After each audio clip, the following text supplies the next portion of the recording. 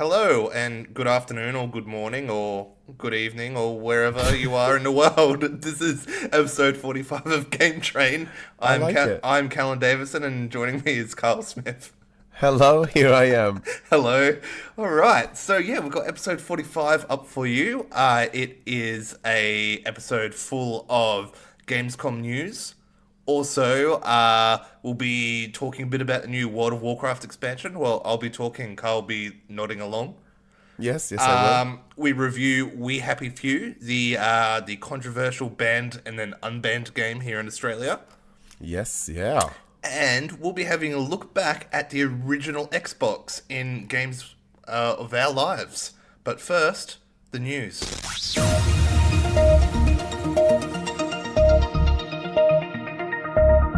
Shenmue 3's finally got another release, or its official release date now. It's been pushed back a couple of times. August 27, 2019. Wow. Okay. Dark Souls on Switch finally got its release date, which is October 19th. Spyro has been delayed. It was originally supposed to come out in September this year. It's been now pushed back till November 13th. Oof. Diablo 3 coming to Switch, which is better news.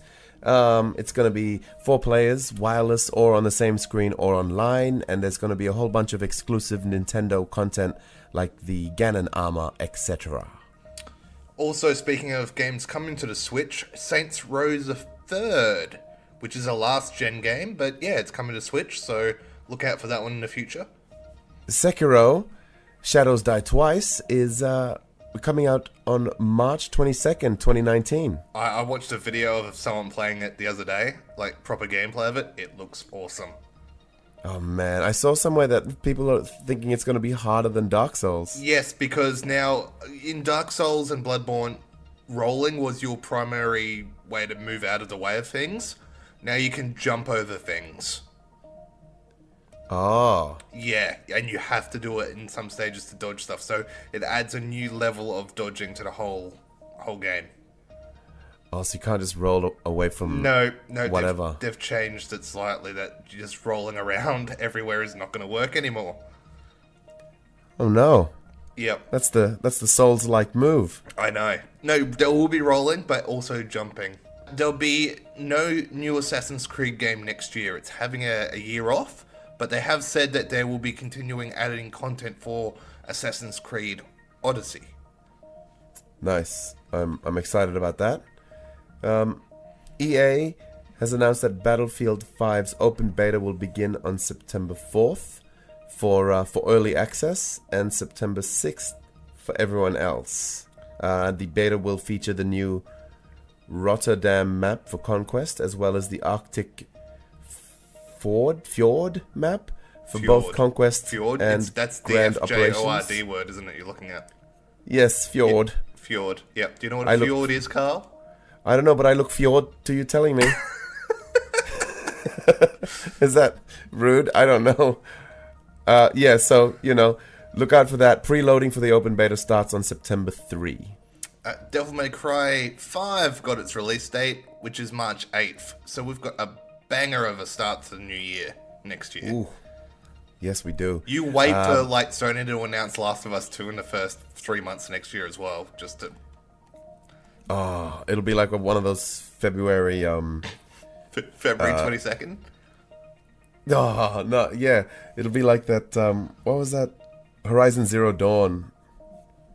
Big game that time. Yes, it's Zelda. Oh, of course. Okay, so what else we got here? We got Player Unknown Battlegrounds, PUBG 1.0 will finally launch on Xbox One on September 4th. Supermassive Games, these are the people that made Until Dawn, has announced that they're going to be releasing a bunch of more games. They're calling it the Dark Pictures Anthology, which is just going to be a bunch of horror games. The first one is coming next year called Man of Medan.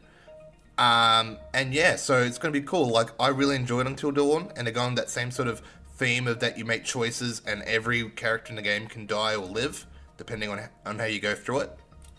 Oh, yeah, they're good at that. Yeah, so yeah, that should be good fun. Nice. Blizzard has announced a new map for Overwatch. called Busan. Busan. I wish I heard someone say it before I read this news. It's a control map themed around D.Va. It's available right now on the PTR Public Test Realm if you own a PC copy of the game. If not, it'll be out soon. And also there's a new D.Va short, which is really cool and has some really great action scenes in it. I just watched it today and I love it. Man, they're good. It has been announced that Shadow of the Tomb Raider on Xbox One X will have 2 modes of 30 frames with 4K or 60 frames with 1080p. Ooh, the world is divided. The Master Chief Collection is coming to Game Pass on Xbox Live on September 4th with all its online content and all the games, everything all in one. So that's possibly one of the best sort of value pieces of gaming out there if you're playing the Master Chief Collection on Game Pass. Life is Strange 2 got its launch trailer, and it is coming out September 27. Ori and the Will of the Wisps revealed a new mode at Gamescom called Spirit Trials, which is going to be like a speedrunning mode for the levels, and you get to race against other players' ghosts. And State of Decay 2 is getting DLC. It's called Daybreak, and it will be out September 12. Xbox have announced and added 5 shadow patterns and 5 camo pattern designs to add to the Xbox Design Labs for the custom controllers you can make on there, which is pretty cool. Bandai Namco announced second story mode for Soul Calibur 6, and also they released a new game trailer for Tira, who is a new DLC fighter. Yeah, so she is like an old school fighter. She's been in there since part 3, but she's been announced as a DLC fighter, so I'm quite excited. She was actually my favorite in part 3. She's the one with like really big circle weapon things. I don't even know what to call them. They're like hula hoops with blades. Okay.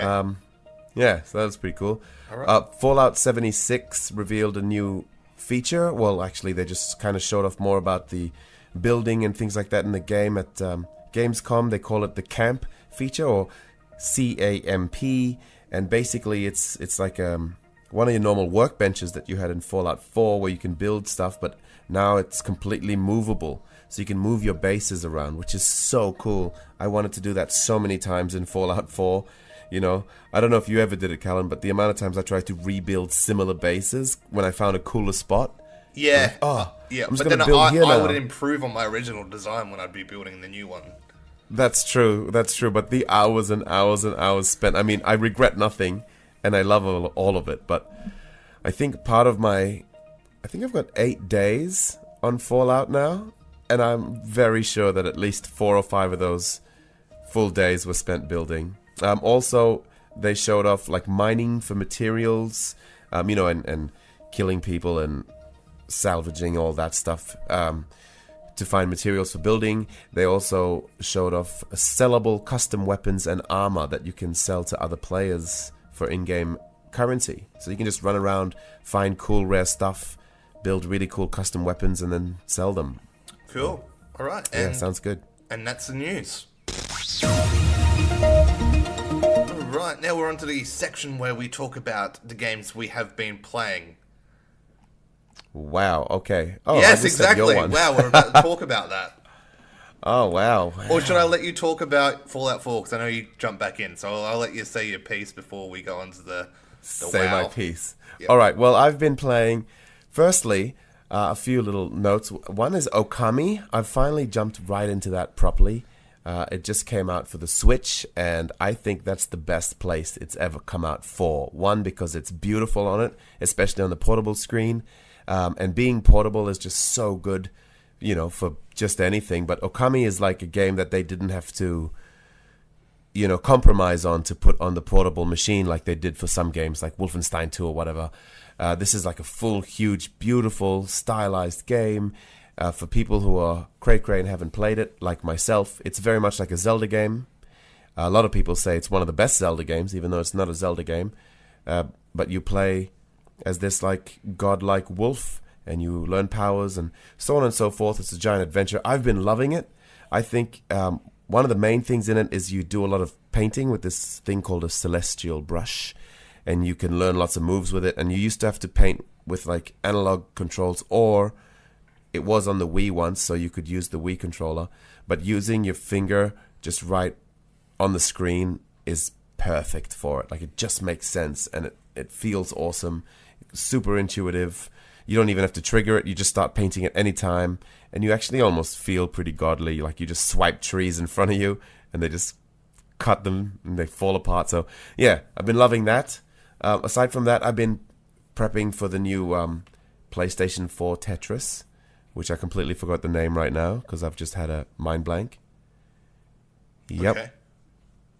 Anyway, that one. But so I've just been playing more of the Puyo Puyo Tetris. Yep. On the Switch, and I've been trying to just get these outrageous scores. So I've been getting a little bit obsessive with it, and I found out something really interesting, and that is that I exclusively use the Switch, the small Joy-Con controllers, instead of using my Pro Controller, even when I'm playing it on the TV. Like, I put on the TV and I use the Pro Controller, and I just cannot play Tetris as well. I'm not as fast, my scores aren't as good, I can't move everything around as well as I want, and then so I immediately switch to the two Joy-Cons in their little adapter thing, and it's just so much more comfortable. So I thought that was interesting and worth mentioning, because those controllers actually are really, really comfy for some games. Like, you know, when you put them inside their adapter thing to make the one controller while you've got on TV. So for anyone out there who still hasn't bought a Pro Controller and is thinking, like, should I spend the $100? You know, is it a full 100% necessity? Like, I don't know. I think maybe give it a go first and really try and play a game with those, because it seems like... I played Zelda a lot of those controls. Yeah, I was going to say, like, it especially to people new to jumping into the Switch and stuff like that, it seems like a shitty version of you playing the two little Joy-Cons and thinking, like, oh, this must be just the crappy way to do it until I can afford the Pro Controller. But I think there's such a viable option. Like, they are wonderful. Yep. I love my Pro, but just for some games, that is plenty and perfect. Nice. Yeah, so that aside, I have been playing a lot of Fallout 4 because I'm just so hyped for Fallout 76. And I'm so glad to find out, especially after watching Gamescom, that the building mechanics are going to be quite similar, because I've been getting right back into that. So I feel like I'm really ready again, because there's a lot to it, especially with the power stuff. I'm trying to get my head around power again. Yeah. So it's really cool. The generators and switches and all that kind of stuff. Playing a guy is really fun. I played as a girl first time, and all the voice acting's different, and it's really fun to play as that and see that. It looks stunning now. I never jumped in once they did the 4K update. It's heaps smoother. The frame rate is gorgeous, and I should have done this ages ago. So yeah, nice. I'm loving it. That's me. That's the games I've been playing. I got them out as quick as I could. Now, cool. Callan, go. I haven't been playing much. That's true, actually. He hasn't been playing much else at all. I just put 80 hours into World of Warcraft in like a week and a bit. Jeez. I know. Is that hours or kilos? Oh, wow. Yeah. How's your training, buddy? So, the new expansion came out last week, Battle for Azeroth. I was like, alright, here we go. I was back on the WoW hype train. New character I made, gave him the boost up to 110. I'm playing a warrior this time. Hadn't played a warrior at max level before. You know, in the morning, it actually launched in the morning in Australia, which was really cool. So sitting here with my coffee ready to go, boom, the thing starts, everyone runs off, and we just start leveling. It is so much fun when that game is back to like an expansion level again, where everyone's on the same playing field. Yeah, and the community's all there ready to rock. Yep, and there are people everywhere. Like, I mean, there are just people jumping around, chats going nuts. It is so much more fun than when the expansion's like a year old or whatever, and then it's hardly anyone on. People just log on for raid nights or whatever. Like, everything is brand new again. It gives that feeling of discovery, and you're checking out these new zones, which are huge. Like, they've made these zones bigger than the old ones. Like, there aren't as many this time, but they're just bigger. Okay. And yeah, I enjoyed the leveling process in some ways. In some ways, I didn't. Like, I did it in a day. I went from 110 to 120 in a day. Okay. Is that way faster than usual? I don't know anything about WoW. No, So. because last time I went from I think 100 to 110 in a night. So I think I did this one a bit. I think it took me 15 hours, and this took me 12 hours and 56 minutes around there. Okay. So okay. yeah, I was looking at the time and all that as I was like sort of smashing through it. So originally I was going to sit down and read all like the lore and all that sort of stuff, and nah, I just got too excited and just started just running through the content. Smash through it. Yeah. Like the zones, as I said before, like a great. I really like the design of the zones, but the questing got a bit repetitive. It was always like, Okay. oh, find some things and kill some things, or kill some things and find some things off them. Like in the past with the questing, things have changed up from time to time. Like they've like, you know, there are little changes along the way, but I felt there was less changes than in the past, which was a bit disappointing. They'd added more cinematics this time though, which was kind of cool, like throughout the story. All right, and they're good at that. Yeah. Like not the full CGI ones, but like just this sort of I don't know, just these in-game ones, which still look really nice. Okay, so using the same game engine or like a Yes. slightly better one? Yeah, or- pretty much. Yeah. Okay. Yeah, which I quite enjoyed. Like they've been doing it for a few years now, but this is the expansion where I think they've had the most in the leveling process. Okay. So they normally have them maybe at the end of raid or whatever. There might be a cinematic or whatever, but this time, yeah, there was a lot more during the leveling process. There has been some in the past, but I felt there was more this time. Okay, so it's a bit more like story heavy. Yeah. Cool. I guess like it's hard to tell. Because talking about story heavy, so they've split it this time in that Alliance started on one island, and the Horde started on another island. Okay. So we had 3 zones on Kulturas where the Alliance level up, and over on Zandalar, the Horde have 3 zones over there as well, and they level up. But we don't see the same story. Oh. Yeah. So they're doing all stuff over there, and we're doing stuff on our island, and then it's not until later on in the game where you do like this war campaign when you go across to the other island and you set up a base and stuff, but you never see their story. So if you want to experience the full story, you got to play both factions. Wow, have you done that yet? No, because I don't. Why play are we Horde. even talking? I don't I'm play just Horde. kidding.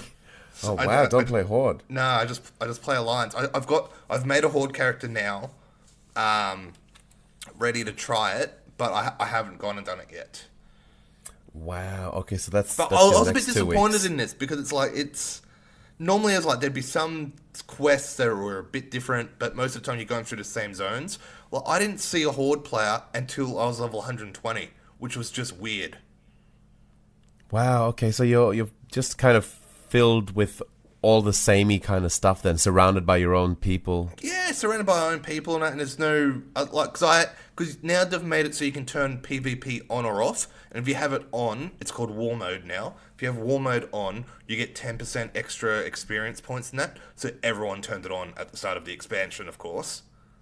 You Yeah. know? Wow. And then it wasn't until year 120 that I started bumping into Horde again, and then this is where the game. So you play any other game when you're leveling up, and you feel that each level you're progressing and getting stronger, right? Yeah. Well, Blizzard have brought all this scaling into the game. Now that the enemies level up with you. They had this in their past expansion pack, but now at max level, as your gear gets better, the mob's HP is increasing and their damage is slightly increasing and stuff like this. Oh, so it kind of feels like you're at the start of the game forever. Yeah, in a way. Eventually the mobs do cap out and your gear will overtake it. And I think I've gotten to that stage now, but it's been really frustrating. Oh wow, I've got this new armor and stuff. Oh cool, the mob's got another 1,000 HP. It's a bit frustrating. And then the other weird thing with the scaling is that it's really hard to explain how it all works, but as you go up levels, your haste and your critical strike rating all drop down until you reach max level, and then you get new gear and it goes up again. So as you leveling, like you're level 114, you might have 25-30% crit, and then like a level 120 might then only have 15% crit. Man, that sounds like Chinese. Yeah, it's strange, but bear with me here. Now, they've also made it so PvP scales in the world, right? So I go and fight a level 114 guy. He's actually got better stats than I do because his gear is better because he's brung it over with the best gear from the previous expansion. And his stats haven't dropped off yet. So I got floored by like lobies. Wow. And I'm like, this isn't fun. That's so random. So actually Blizzard have come out and said today and they're putting in a fix to make 120s be a bit better against lobies in PvP now. But it was bizarre, hey. It's like, I was getting chased around by like level 114s in groups. And I'm like, I can't fight you. Wow. Yeah. Yeah. So that was bizarre. So I've started obviously the gear grind at max level now. I've done all the base dungeons on Mythic, which is the hardest level you can do them on at the moment. And they've been fun. Great. Some are better than others. Like, I feel like there's a lot more trash in the dungeons at the moment. Like, just enemies that you just got to fight through to get to the bosses. Yep. Yeah, so I've got a couple of favorites and a couple I don't really like that much, but it's been pretty cool. Yeah, so I'm sort of getting my character's almost ready for raiding pretty much, and the raids come out in another 2 weeks. Oh, wow, they're still not out yet. Nah. So, the raids come out then. The Mythic Plus, which is like, you can do your regular dungeons, but then you can make it harder. It can go, every time you do it, you get a keystone, which unlocks a higher version. Okay. And so it gives the enemies in there more health and damage and extra abilities and things like that. And you can keep pushing keystones up, so you get up to like Mythic plus 10 and Mythic plus 15 and things like this. They're also releasing the new Warfronts, which is like this sort of... You play against computer characters, but it's like almost like the RTS style, that some people have to go out and get materials and things, and then others have to, I don't know, fight things. And I don't really kind of understand how it works until I've seen it, so that comes out when the raids come out as well. So there's a bunch of locked content at the moment. So once you are max level, and you have played through all the dungeons, and you have gotten geared up, there's not much to really do. Wow, except kind of wait around. At least there's more coming, though. Yeah. So that's kind of... I mean, it's annoying that they cap it, but it's Yeah. cool that it's coming. It's like a double-edged sword, really. Yeah. And there's these other little things it's hard to explain again. There's... you get the special neck piece, which you can upgrade by getting like power for it. It's called artifact power. And then every level it goes up, and then that allows you to use certain abilities on like certain pieces of other gear you've got. And it's annoying when you don't have your neck piece upgraded to the level to use these new abilities on this gear that you get. So like my neck piece is level 18 now, but I've got gear pieces that have abilities locked, but I need this neck piece at like level 21 and level 22, etc. But it is one big grind to level this thing up. Like, it needs like, I think another 20,000 AP to go up a level now. And a lot of the things you do to get AP gives you maybe like between 50 to 100 to 150 AP. Wow, it kind of reminds me a little bit of the grind of Monster Hunter World.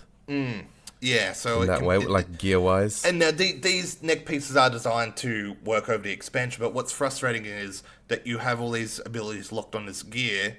It's like, well, it's locked. I can't use those cool new abilities until I level up the silly neck, which could be weeks and weeks away. Wow. That's a little bit forced longevity for me. Yeah. So there's things like that, which I'm like, So I'm going to give the raids a go, or the raid when it opens. Yeah.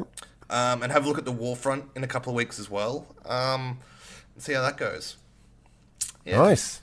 Yeah, so it's Battle for Azeroth. So it wasn't my favourite expansion going in, but I did really like the thing that I liked the most was the design of the new zones. Okay. Yeah, just really pretty looking zones. Except for one of the horde zones, which was a bit of a desert. But the rest was quite nice. So not your favorite, just 80 hours in a week. Yep. Yeah, bit of a lull there in the old WoW world, hey? Yep. Yeah. Nice. Mm-hmm. Well, that's also for those wondering, the quickest person in the world hit max level in like 4.5 hours. Well, there you go. Yeah. That is mental. And you did it in 12? High 12, yeah. Call yourself a gamer. I know, Rubbish. right? I know. It's like embarrassing. these people must have played the beta and worked out a full plan of attack or something. Yep, had it all written out in their control room. Yep. Nice. All right. That's all I've been playing, I think, and that's all you've been playing besides our big kahuna. Right, yeah, so our feature game. Let's roll into We Happy Few.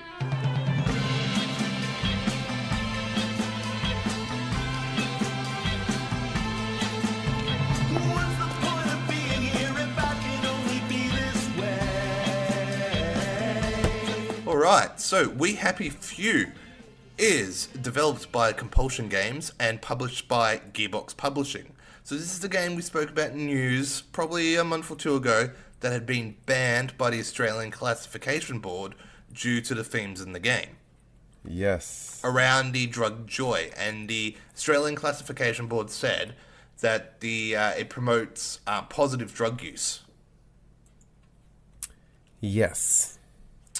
How did you find that related into the game itself? So that ban's been overturned now because they resubmitted the game. They had another look at it and they went, actually, no, it's not. So it got, I think, an R rating, did it? Great question. I didn't actually look at the rating. Yeah. You never really notice when you buy it digitally. I know, yeah. So how did you find that because were you thinking of the ban that happened when you were playing? No, I mean, I thought of it when, as I downloaded it, and I was like, yeah, this game got banned, but not anymore, haha, how funny. But then as soon as I started playing, it just didn't even cross my mind. It didn't seem any more or less, like, risque drug-wise than any, like, the drugs are a big part of it, but they don't, like, make it look great at all. Like, it doesn't, it's not, like, pro-drug use. No, it's not. Like, okay, so the story of the game, it's set post-World War II. In England somewhere, and it's sort of like almost like how would you describe it? It's like a world where everyone is taking this drug called joy, which makes them not see any of the bad stuff that's happening in the world. Yeah, it's for some mysterious things that part of the story they don't really want you to know, but they reveal little bits and pieces. But the world is like completely gone to shit. And the only way, they can't fix it anymore, so the only way to get over it, or, live through it, is to, like, sort of put a chemical veil in front of them so they don't know what they're dealing with. And, the early reveal of, like, it was in the first demo and trailer of, like, a piñata full of lollies is actually them bashing up a dead rat and then eating it. Yep.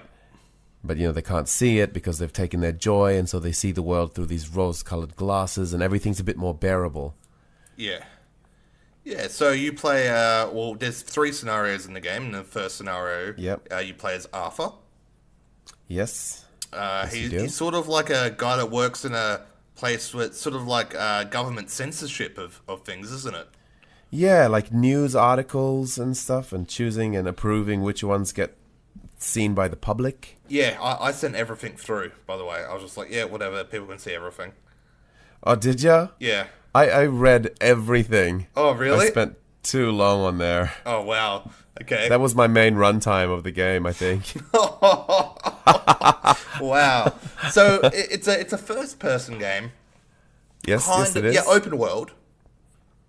Well, Kinda.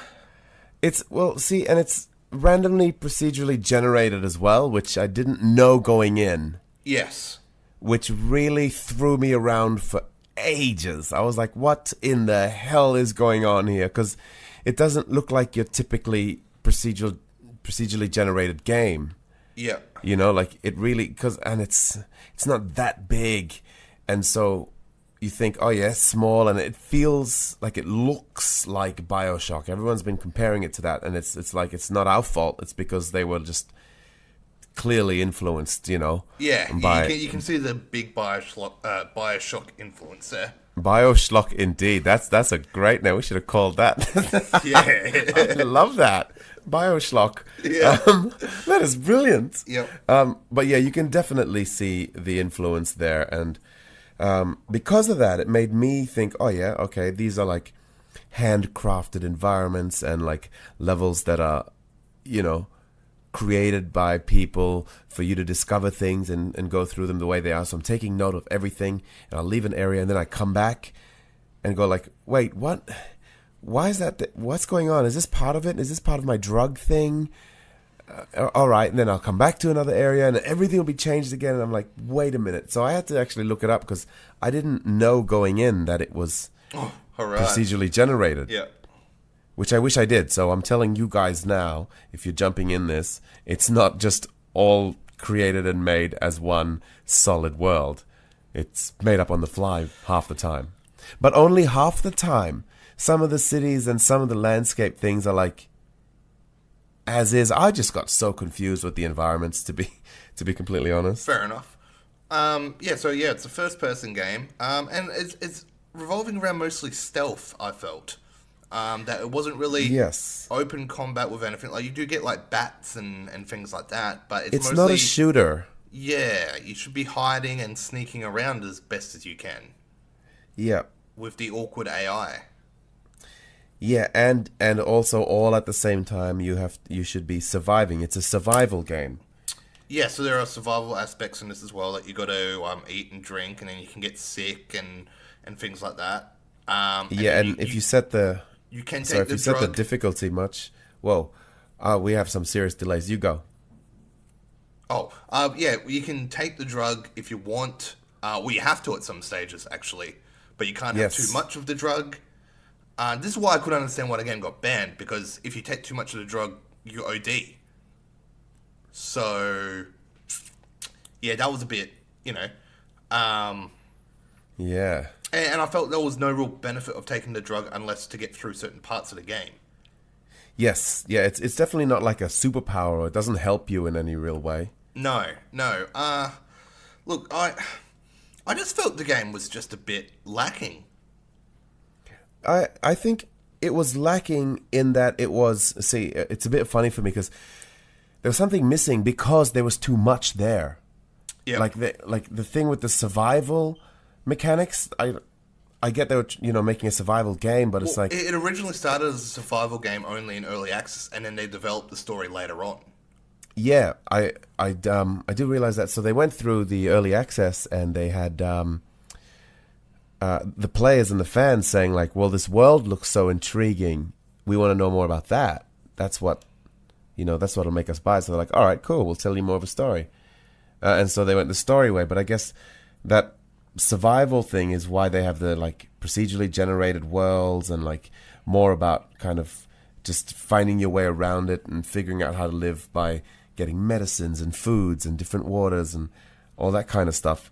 Which then when they added the story mode and tried to make it more linear, I guess that threw the mechanics out a bit and made everything clash, because they're trying to make it this linear story at the same time as trying to make it an open world survival game, while also trying to make this like, I say unique, but I don't really want to say it because it's like the game feels or is going for this like unique world look, but it's like so overdone already at this stage. I feel like this weird alternate future universe that's kind of old school in the past. Yeah. And things like, I don't know, where everyone has BioShock these creepy masks on. Yeah, once when Dishonored first came out, even though BioShock already existed, Dishonored was such a standout because that was so unique. It was like old school, British sort of looking, and all this like strong accents and weird steampunky technology, And instead of this heavy like American media, it was all sort of British and proper, but like all this weird, like the whale hunting, and it was really cool and gritty. And then this game feels like kind of that again. Like not the same, but the uniqueness it feels already done. So without that, which I think would have been such a cool pull for We Happy Few if it was as fresh as the game seems to feel it is. But I jumped in there and was just bored of the world, and I didn't want, like, the world seems like it should be so interesting, but I just didn't care, and I don't know, something wasn't clicking for me. Yeah, I felt also like the AI was way off as well. It was just weird at times that the enemy NPCs would like climb up on things and just sort of stand on things, and then I think I saw one fall through the ground. Like, there was a lot of bugs and weird things like that going on. The stealth aspects, bugs, the stealth aspects, you think you're sneaking, but then you get seen. But then you're trying to distract them with bottles, but then they don't even look at them. The noise was, I don't know. It was frustrating. Sometimes it was just easier just to run past everyone. Yeah, yep. Because if you run a corner and then hide in a bin, they will never find you. Ever. Yeah, it's not like Assassin's Creed or Metal Gear. Now that's a game that has the hiding, and you're like, oh no, are they going to poke me? Are they going to check? Yep. Maybe they will. Oh God. And you're so scared. In this, you're like, I'm good. And there's just no tension. Yeah. Like, and did you feel some of those atrocious loading times? No, not really. Oh, some of them for me were like over a minute. Okay. Like huge. We're saying all this stuff, but we also have to mention that this is an indie game. Yes, it is. That is definitely something we got to say. Like, we should have said that off the bat, because these seem like huge problems for a game that is that looks like this. But I guess one of the curses of We Happy Few is that they made their game look so good in a way that you kind of just assume it's a AAA title. Mm-hmm.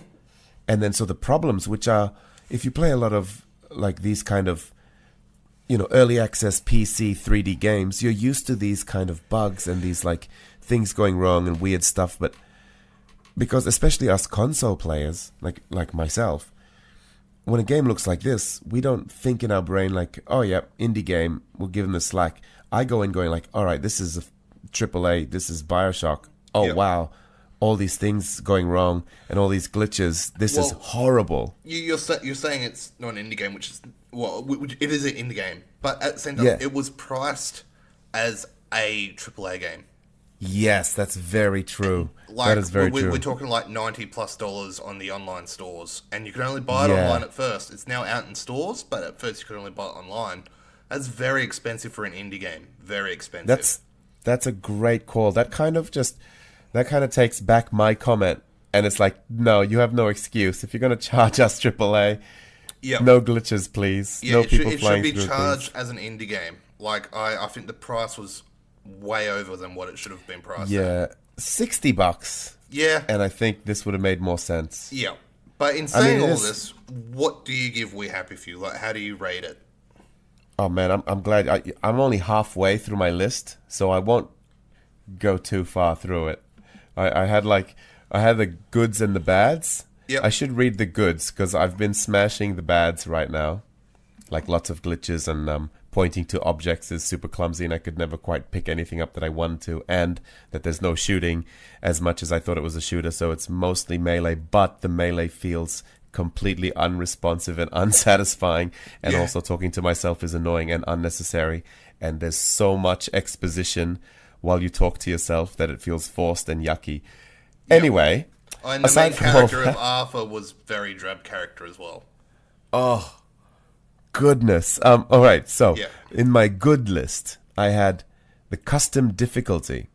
I really liked that because you could choose, easy, medium, hard, or custom. And in custom, you could choose easy, medium, hard for all different categories like combat or survival, or those kind of things, like all separate. And I thought that was quite brilliant. Yeah. Because sometimes you want to explore and you want that to be a challenge. Mm-hmm. But you don't want to deal with fighting, or vice versa. You want a bit of a challenge in the combat, but you just want to run through all the exploration stuff, so on and so forth. Which I thought was pretty cool. Too bad it's wasted on this. And also, my other thing in the good list was it's an immediately intriguing story. Yes. But, and then I start my bad list, and that is, but I just don't care after a while. Like, it was intriguing, and then as soon as I jumped into the world myself, I found myself just more busy, like, looking for rotten carrots to eat, and then trying to find a potion to make myself not sick. And Yep. it just feel like the mechanics just didn't flow together quite right. There's lots of cool ideas, but it's kind of like these guys were like, all wanted to make a different game, all the different parts of the studio, and they were like, oh, let's all put it into this one game all at once. Yeah, so what's your score? Guess, well, let me see. I give it a 4.9 carriages out of 10. Okay, all right. Yeah. So, I mean, my logic was, I did give Metal Gear Solid Survive a 4.5, which is still the worst game I've played this year. Okay. And this game, I at least could play it. Yeah. It was playable, so Yeah. it gets a little bit more than that game did. So yeah, that's my explanation. 4.9 carriages out of 10. Okay. I was intrigued by this game, but I was let down by just how the game felt and played. The main character wasn't very interesting that you start off as you play as two other characters, but this is the start of the game. So, Yep. The price was too much for what the game is. Yeah, that's very Sadly, true. I'm going to hold it against it because... Yep. Yeah. Yep, that's fair. It's not normally, like, No. you can't always use that, but this time it makes sense. No, but this time it is an indie game, but charging $90 for an indie game is not on. Yeah. I don't think there's any indie game I'd pay $90 for.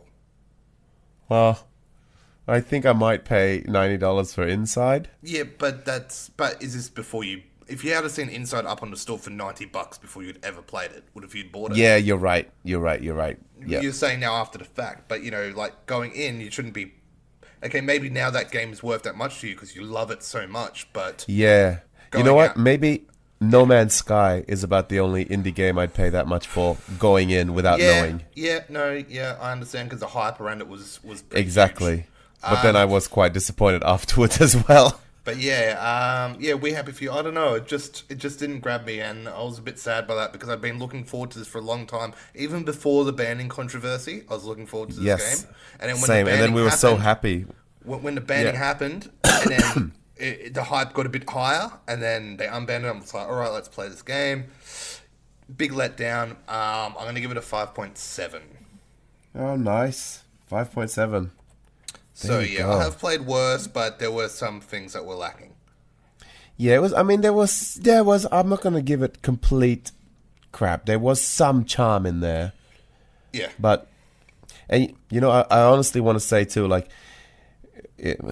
some listeners might find it unfair that I've given it this score without playing all three characters. But my thing is, once I've put in 25 hours in there and I have no desire, and it feels like work, and it's just like complete dull, and it can't get me to try the next two characters. Did you I finish think the that's first part character's story? couldn't do it. Like, it felt like just hurting myself in the brain. Yeah. I wanted to take drugs instead of play it. Oh, wow. Don't do drugs, people. We do not Yeah, condone drug no use on wonder the they game wanted to ban it, because the game is like, maybe you should try these joy instead. If I had some joy, then maybe the game would be awesome. train. Wow. Yeah. So Fair enough. here we go. Yeah. Cool. All right. Well, that was We Happy Few.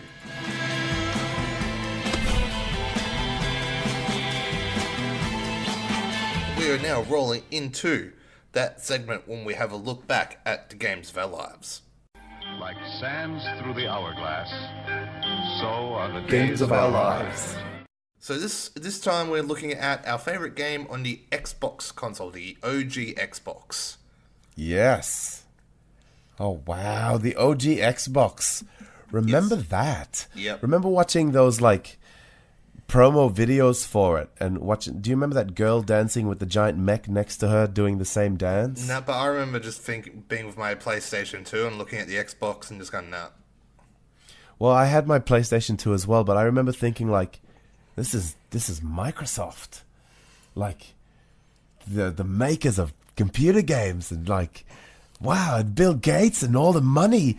This could be incredible. Mm-hmm. And I remember being quite hyped. And how's that? And the Duke controller. Yeah, not a fan of that old controller either. Yeah, you couldn't even reach the like start and select buttons. Yep. It was pretty weird. Yep. Yeah, I had a bit of fun with my Xbox. So, what was your favorite game then? Well, I'm quite old school and straightforward. My favorite Xbox game was just the first Halo, which I thought was really interesting. Really? Yeah. That was I the loved worst it. Halo in the entire series. Oh, you don't know. You didn't play it till 2018, and that's the No, worst you were game. wrong. You were wrong. I played the original Halo back on the original Xbox back in the day at a friend's place. Oh, did you? Yes, and we were doing co-op, and I hated it because I'd played man, I games loved like it. Half-Life 2, etc., which were friggin' incredible FPS. Then I played this, and I'm like, why is everyone raving about this game? Well, because it was on console, so that was like half of the real reason, and because you could play it like with your friends, co-op all together on the same screen. The amount of times that we just like stayed up late and there was like vehicles in there and we were like, drinking our Red Bulls and staying up with Warthog's friends. controls. Oh my gosh, who let that through Q&A? Oh, well, they were fine for then. There was nothing to compare it to. Like, take your 2018 brain off. It was pretty cool. There was no other experience like it. Like, the huge sort of space opera, like, all on console, just sitting there with mates on a TV with controllers and just running around in these really huge worlds, killing aliens. I thought it was so cool. And that there even was a story. I was like, wow, I haven't had this kind of like outrageous, weird fun since Doom.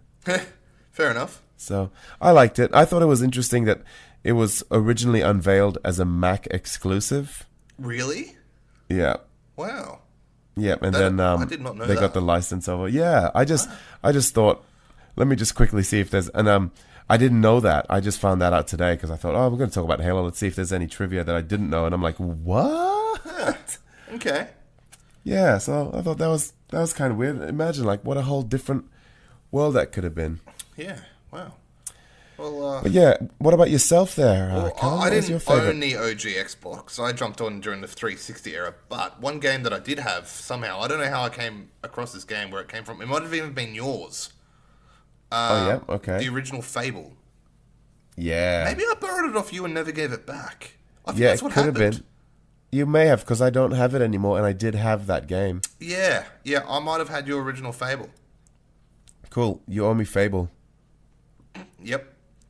I think it's That free game on, was I think awesome. I think it's on Xbox Game Pass, so there you go. Oh well, yeah, But technically what that's true. what I loved about the original Fable is that was the whole system of that you could do good and bad things, and then your character would change throughout the game. Yeah, it was so fun watching him. Like, Yeah, like he gets a bit evil, he grows some horns and things, but if he's good, he becomes all angelic, etc. And got those like light lines through it, Yeah. like veins through it. yeah. It was a fun RPG. It was a really fun RPG, and the original was really, really, really good. Yeah, and it was like super charming, and there was Yeah. like a lot of like cute voices. Yeah, it was really cool. Great art style. Yeah, it was really, really, really good. I really liked the original Fable. Well, I really hope Playground Games are making a new one. There are rumors that it is in production. Well, it came out from Lionhead originally.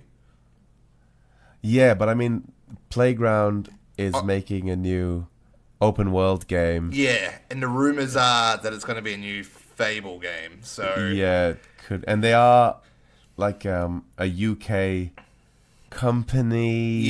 yeah, and So- yeah. Look, if they do a new Fable, I'd be very, very excited for it. I think, but I don't think it will be this gen.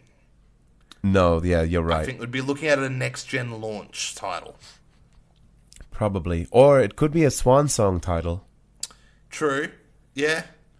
You know, like some of the best games ever, like GTA 5. That's true. Yeah. Yeah, maybe. You know, one that they make for both. One Yeah. of those ones. Yeah, you could see that happening. But we'll have to wait Possibly, and see. I reckon rumblings will happen around the next E3. There'll be rumblings of that. There was rumblings around this one and nothing happened. But now that Microsoft has acquired Playground Games properly, yeah? Yes, they have. Yes, so I think maybe a year down the track we'll see something of that. Hopefully Yeah, it's and a you know, new you're probably Fable. right. For next gen, like Xbox launch title, that'll sell them. Did Fable wasn't a launch title on the original Xbox, was it? Couldn't tell you. I don't think so. It feels. Yeah, I don't know. It could have been. Yeah. So, quick question: what would you rather they reveal first next E3? The new Fable or Skate? Skate. Nice pause. Nice pause. Well, I like I was that. picturing Fable skateboards for a second. Oh, well, it is an open world vehicle gaming company. Skate that they- hands down. Gosh. Yeah, but even now with Session, Yeah, 'Cause- no. Skate. Session's an indie game still, so I don't know how I but feel what about if it that fills still. what if it fills the void? It could, if it does, well, that's great. But look, Skate 4, mate. Skate 4 is what I want. Skate 4 is what the people want. EA Well- make it. Another question: if it filled the if that did fill the void, what would fill the void for Fable? Oh, Nothing really. Hey. just another open world RPG. Yeah, it was a strangely not open world though. It felt a bit more like It felt more like a fairy tale game. yeah, but I mean, so's The Witcher, but in a weird way. But it had a like a Final Fantasy X open worldness to it, where there was like a lot of enclosed paths. Yeah, but then 2 and 3 went open world, didn't they? Yeah, I think so. Yeah. I think that's where that lost a bit of its charm. Yeah, because a lot of it was the storytelling and them like kind of not forcing you, but kind of guiding you down ways they wanted you to go, and it helped tell the story. Yeah. And once they left it to the player, it was like not the same. Yeah. Yeah. No, it was a very good game, but bring on Skate 4 and Fable 4. Skate 4 and Fable 4. Wow, wouldn't that be nice? I'm Yep. curious about Session. I hope it's good. Was it even Session? Is that what it's called? Yeah, Session's a new skateboarding game. No one knows when it's coming out, though. Ah. Yeah, that's true. Well, hopefully it's good. Well, see, we're asking each other a lot of questions already, hey? So, you're just throwing questions at me this week, aren't you? I felt like I was, yeah. I was Yeah. just prepping for our next segment. Well, I thought that was the next segment. Questions? Yeah. So, Well, I don't know. yeah. Look, the people didn't write in this week, but because of the people's vote, I've got actually a question for you. Oh, right. Okay, hit me. Okay, why don't you like fun?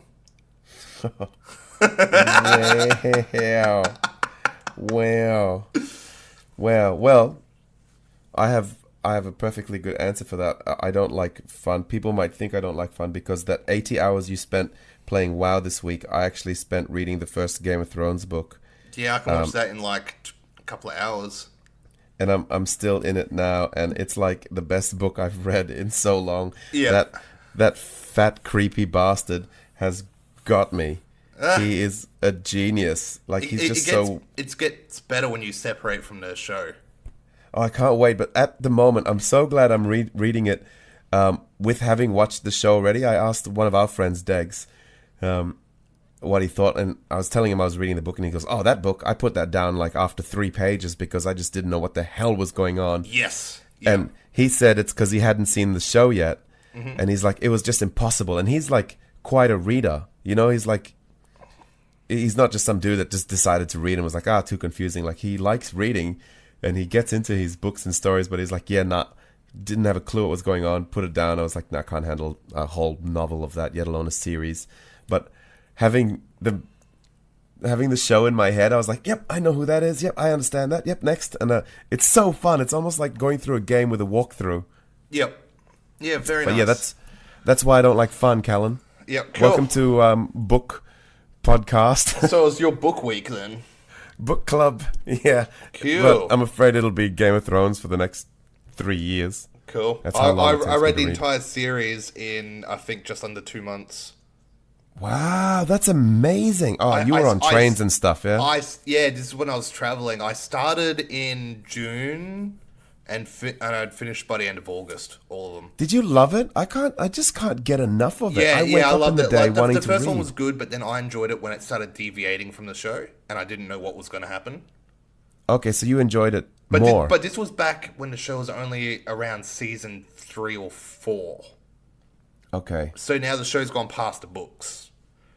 Yeah, it has. But So- by the time I reach the end of the books, I'm sure that last one will probably be out. I thought that 4 years ago.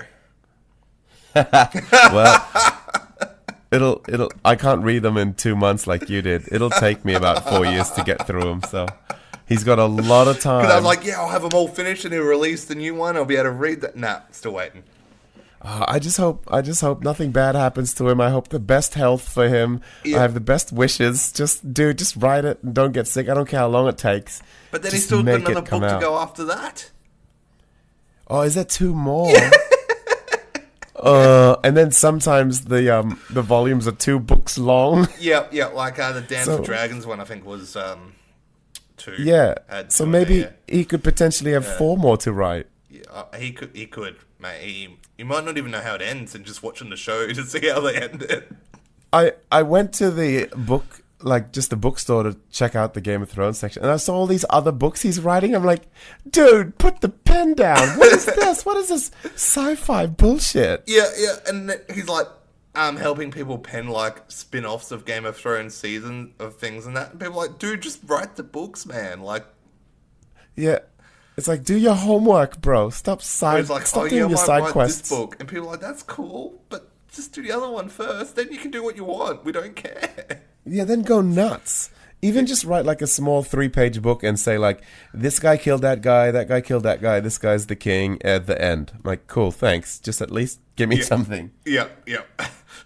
Give us a 1,000-word treatment on the ending. So we can, okay. I bet you this is our listeners' favorite episode so far. Yeah, I know. Wow. All right. Well, I guess we should close up the episode then. We should. I mean, I do want to say you did ask me why I didn't like fun, so I had to answer you. Yep. Because books. All right, Yeah. let's go. And I kind of want to get back to Warcraft anyway, so.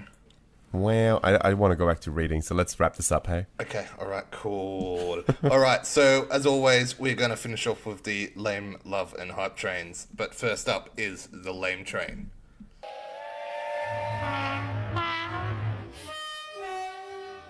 Alright, what's your lame train, Carl? My lame train is that there's still no Netflix on the Switch yet. Wow. That's all. Okay. Mine is... I'm just Oh. a bit sad. Maybe on the internet launch. Yeah. Okay. Is this going to be a recurring one until they do it? I mean, maybe every now and then, if I can't think of something super lame, it'll just be Netflix again. Because Netflix on the Switch, come on. Yeah. There's already Hulu. I've seen people complain online saying, please don't bring Netflix to the Switch. We just want it as a gaming device.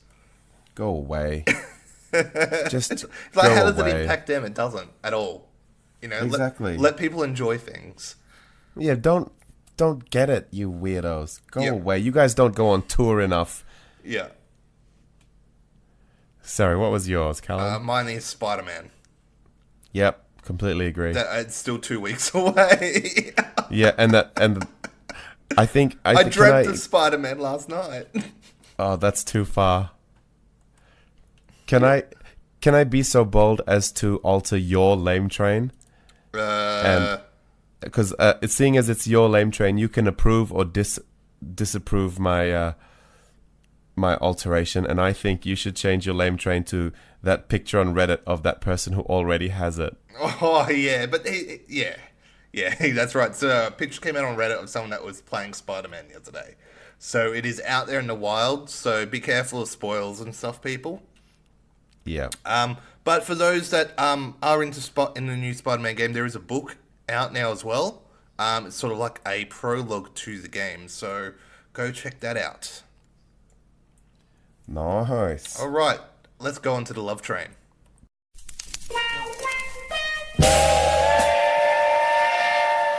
My love train is Dan Simmons from Born and Thread. Yep, he's our good friend.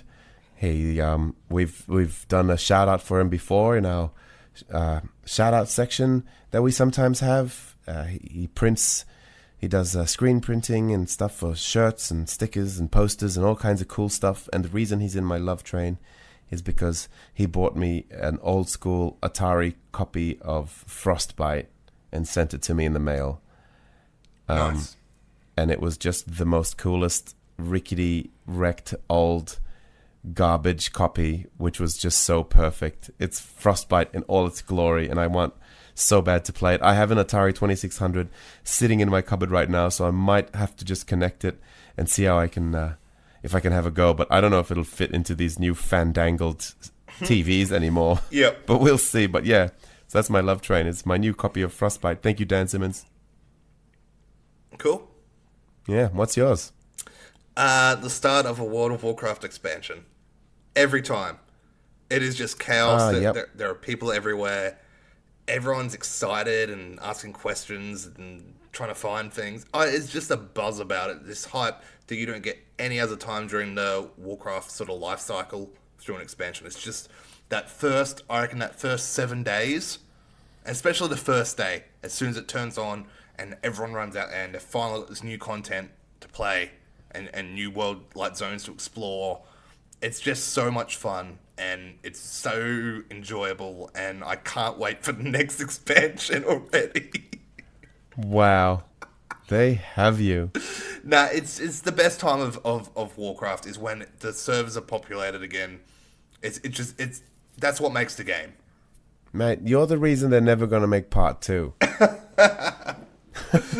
All right. Nice. That makes sense. All right, let's roll right into that hype train. Hype train. You want to do it on 3, both of us? Okay. Okay, ready? Yep. 1, 2, 3. The Man future of sex Spider. dolls. Oh. What? What? Spider-Man. That's what I said. What was yours? I said man spider. Oh, I said the future of sex dolls. All right, yeah. So obviously it's going to be It's Spider-Man. Spider-Man. It's just so Spider-Man. Oh my God. We both just gonna be like heartbroken if this game's like a 6? Don't care. I played the swinging in the city. It's already like a 7. Oh, come on. The swinging is an 8.5. Don't be unrealistically It's up there. harsh. It's up there. I'm hoping it knocks Spider-Man 2 off its perch because I never played Spider-Man 2, so I don't understand the hype around it. But I was trying to watch YouTube videos on it the other day, and I'm like, this looks awful. Oh, Spider-Man 2 was I the just want boss. this to knock it off that perch, and I want it to take the perch as now the best Spider-Man game. This is what Yeah, me Spider-Man too. should be like. Like this is it. I don't want this old 20-year-old game that everyone goes, yeah, but it's not Spider-Man 2. Yeah, how Well, come Spider-Man no 2 other looks Spider-Man beat rubbish. Spider-Man 2? It's- Spider-Man 2 was godlike. Go watch a video on it. Now, I played it. go watch a video on it, just for a bit, No. and then Because- come back and talk to me. Because it's new school. You weren't there at the time. It's just like Halo. Yep. Yeah. Spider-Man 2 was so awesome. And it was funny. Wow. Very funny. Yeah. Okay. All right. Well, I guess that's the end of the episode. Yeah, that's us. That's us done for the We Happy Few episode. Now remember, you can find all our stuff already. You are listening to this now, so you've obviously found us somehow. But Yep. if you want to check out all of our stuff, go to www.gametrainpodcast.com. Follow us on Facebook. That's where we do post up a lot of random things along the way on Facebook. And as the hype for Spider-Man intensifies, I think some stuff will be posted up there too. Yes. Yeah. And that is facebook.com/GameTrainPodcast. Also follow us on Instagram. We haven't updated Instagram in a while, so we've got to get back into our Instagram updating. But Yes, you can find yes, us we do. on @GameTrainPodcast on Instagram there. And if you want to tweet at us for whatever reason, we don't really use Twitter. It is there, but that is at Game Train Talk. Yes. But then next episode, of course, is going to be a review of Spider-Man itself. We can't wait to jump into the full thing of this. We played it at E3. We came away with like one of the games of the show wasn't quite Forza level, but it was pretty good. It was pretty good. Yeah, it was something. Yeah. So that is out. September 7 on the PlayStation 4 is Spider-Man. So Yes. PlayStation people, go get that game because it is going to be great. Ooh, I hope it is now. I know, I've just put a guarantee on this thing. Yeah, you did. Next minute, everyone gives it like 6 or 2s. Oh, 2. Wee. Alright, guys, thank you very, very much for listening. You got anything else to say, Carl? I have nothing else to say except I love you all and good night. Awesome. Alright, okay, thank you very much. And this has been Game Train.